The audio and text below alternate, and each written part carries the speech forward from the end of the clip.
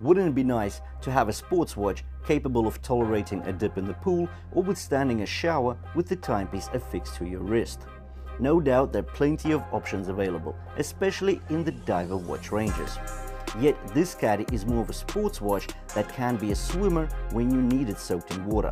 I like that it's a homage or a spin on a non-subby watch, because really how many subbies can a watch collection take? It's an echo of a more robust piece, specifically TAG Aqua Racer. Cadison's homage has some of the visual cues that resemble the original, yet many elements are unique to Caddy's vision. And let me tell you, it's a beautiful vision that Cadison has. Visual aesthetics aside, the watch features a fully 316L stainless steel construction, sapphire crystal with anti-reflective coating, 120 click unidirectional bezel with 4 ridges at every quarter of an hour. The fully brushed case is the best anti-fingerprint style to date. The luminosity is astounding and lasts the night with ease.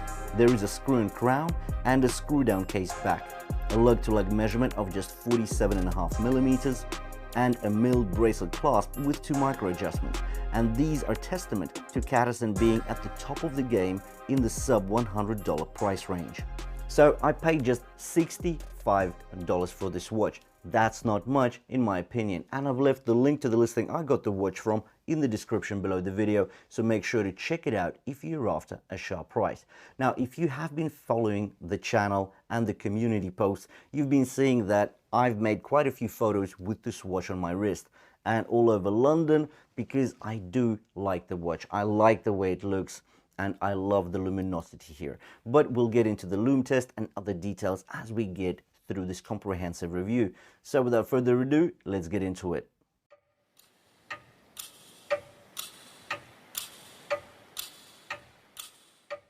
With regards to the dimensions, we get a diameter of 41mm, a lug-to-lug measurement of 47.5mm due to the inverted end links, a lug width of 20mm tapering down to 18 at the clasp. We get a height of 12.5mm and a weight of 165 grams before removing any of the links. Considering my wrist size is 6.5 inches, I've had to remove 2 links from either side of the strap, and we ended up with 150 grams. Even with these rather modest dimensions, the timepiece evinces an air of masculinity. It's not the size, rather the lean and muscular case. Brushed surfaces and angles that appear so right all over. When looking at the watch profile, we see the flat flanks and 3 distinct parts. The middle section and 2 longer walls leading to the downward pointing lugs. The horizontal brushing looks deep, yet at the touch the finishing of the steel is silky smooth. The transition to the lug hoods is done via smooth bevels. The lug hoods are also brushed. Gazing down from the top, we can see how short the lugs are. Nothing extra here, pure function. I do applaud the marked layering of the watch case. The bezel is plastered on top of the case. It's also brushed, but the bezel chamfer is polished. As a result, the look is very special indeed. Yet it comes at a price. There is no threading, no grippy grooves to help you rotate the bezel. Luckily, we get the 4 squarish raised ridges, which allow for some traction. So this is the iffy part, probably the only iffy part about this watch. So considering that the chamfer of the bezel is fully polished and there is no grooves, yeah, you really have to pull or push on these raised ridges, which they do provide a bit of grip, and I think it's enough, you know. It's maybe a bit, it's not perfect, okay, let's put it this way, but you can still rotate this bezel. Anyway, let's talk about the bezel action in a bit more detail. I do find the rotation cycle quite light, yet this makes perfect sense considering there are only 4 ridges providing leverage to action the rotation cycle. There is some resistance and it's consistent throughout the rotation cycle. The sound is subdued but still crackly and engaging. Backplay is evident, but for the sub $100, it's fine. The bezel gets blue engravings for the 0 to 60 minutes. These are deep and won't fade with the daily wear and tear over the years to come. Another point for Caddy is the bracelet end links, with their seamless integration with the watch case. The solid links are brushed vertically and match the styling of the short lug hoods. The bracelet 3-link design is quite simple yet practical. The brushed look will hide any micro scratches you'll pick up over time, and the polished outer faces still provide for some enticing light play. The tolerances are exemplary and the fluidity is also exceptional. I like the slight tapering here too, from 20 to 18, so it's just 2 millimeters and that's enough. As a result, the fit is always snug, secure and appears more sporty on the wrist. The inverted end links make this timepiece fit almost any wrist size. On my 6.5-inch wrist, there are no overhangs. The bracelet drapes the wrist and the inherent fluidity provides for a comfortable fit. The clasp is signed. The milled wing was a bit of a surprise considering the price. There are 2 micro adjustments as well. On the right, we get a guarded, signed and screw-in crown. The 6.2mm diameter makes it larger than average, once again pointing to the sporty nature of the watch. On the underside, we're met by a bell diver on a waffle lattice, in the center of a screw-down case back. In short, elegant and interesting. As for the crystal, we get sapphire glass with anti-reflective coating.